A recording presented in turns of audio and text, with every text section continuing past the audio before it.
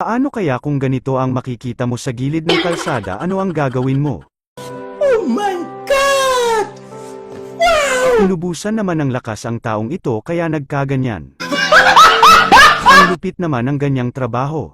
Sana pwede tayong pumasok dyan kahit isang araw lang, okay lang.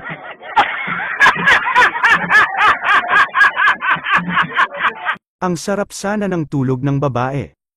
Ito naman si Kuya sinaniba ng siguro umiral na naman ang kademonyohan ng aking kamay gumalaw. Siguro, umiral siguro yung kadimonyo ng aking kamay. Gumalaw.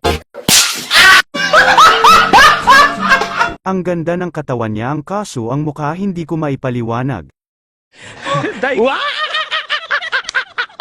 Nakita daw ni Kuya ang langit habang nakatingala siya.